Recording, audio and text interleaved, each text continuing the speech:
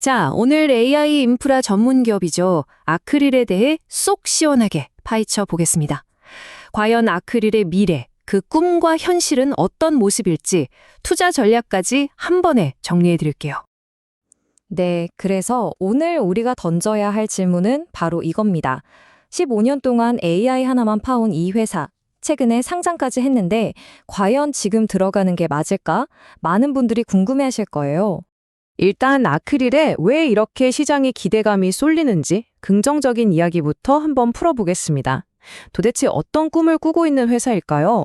아크릴의 핵심은요, 단순히 AI 기술 하나를 잘 만드는 게 아니에요. 그보다 더 큰 그림, 그러니까 누구나 AI를 쉽게 쓸 수 있게 만들겠다는 AI의 민주화를 꿈꾸고 있다는 겁니다. 기술 장벽을 허물어주겠다는 거죠. 자, 이게 진짜 재밌는 부분인데요. 아크릴의 핵심 무기, 조나단 플랫폼입니다. 보세요. 데이터 수집부터 마지막 챗봇까지 AI 개발의 모든 과정을 다 해결해 줍니다. 이게 뭘 의미하냐면 고객사가 한번 쓰기 시작하면 다른 데로 갈아타기가 굉장히 어려워진다는 거예요. 강력한 락인 효과를 만들어내는 거죠. 그러니까 정리를 해보면 아크릴의 장점은 꽤 명확합니다. AI라는 시대적 흐름을 제대로 탔죠. 여기에 안정적인 정부 사업, 15년 묵은 독보적인 기술력, 그리고 피지컬 AI라는 미래 성장 동력까지 3박자를 고루 갖춘 셈입니다. 자, 그런데요, 똑똑한 투자자라면 좋은 얘기만 들으면 안 되죠. 동전의 뒷면, 그러니까 아크릴이 가진 리스크는 뭔지 냉정하게 한번 짚어보겠습니다. 바로 이겁니다. 아크릴이 가진 가장 큰 딜레마죠. 왼쪽을 보시면 매출은 3년 만에 거의 3배가 뛰었어요. 시장에서 먹힌다는 거죠. 그런데 문제는 오른쪽입니다. 돈을 못 벌고 있어요. 오히려 손실은 더 커졌습니다. 왜냐? 연구 개발에 또 상장하는데 돈을 많이 썼기 때문이죠. 이 표를 보면 회사의 재무 상태가 얼마나 아슬아슬한지 딱 보입니다. 당장 쓸 수 있는 현금도 빠듯하고 외부 자금, 즉 빚에 대한 의존도도 높아요. 그리고 영업 활동으로는 계속 돈이 나가고 있다는 거.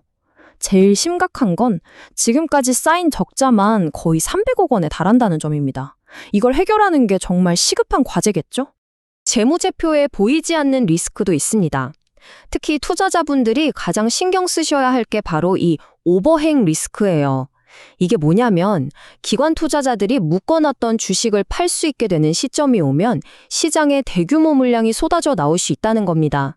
주가에는 당연히 엄청난 부담이 될 수밖에 없겠죠. 네, 그래서 나온 분석이 바로 이겁니다. 지금 아크릴의 주가는요, 실제로 벌어들인 확정된 수익을 보고 매겨진 게 아니라는 거예요. 아직은 실현될지 안 될지 모르는 불확실한 비전, 그러니까 꿈에 대한 가격이라는 거죠. 이 꿈이 깨지면 주가도 와르르 무너질 수 있다는 아주 뼈아픈 지적입니다. 그럼 시장은 이런 기대와 우려를 어떻게 평가하고 있을까요? 상장 이후 주가 흐름을 직접 한번 보시죠. 전형적인 패턴이죠. 기대감 높은 기술주에서 정말 흔하게 볼 수 있는 차트입니다. 상장 첫날 77,000원까지 갔다가 한 달 만에 2만 원대까지 그냥 수직 낙하를 했어요. 그야말로 롤러코스터를 탄 거죠.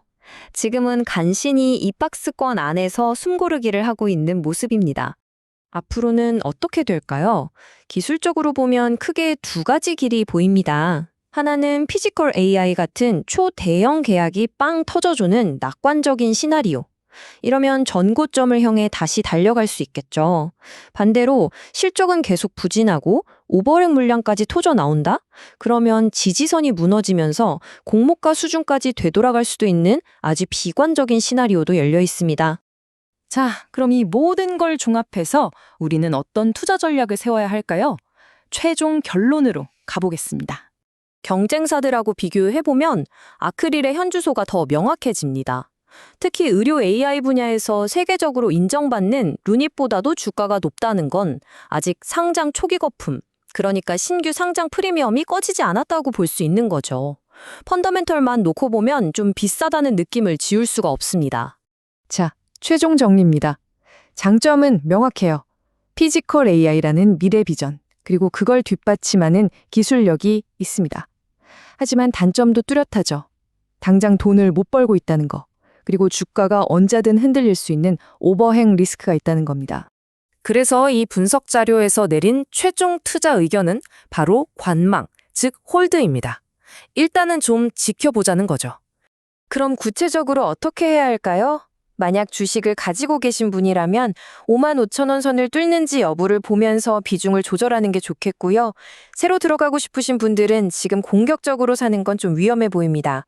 차라리 대형 계약 같은 확실한 호재가 나오거나 주가가 3만 원대 초반까지 충분히 조정을 받았을 때 분할로 접근하는 게 현명해 보입니다.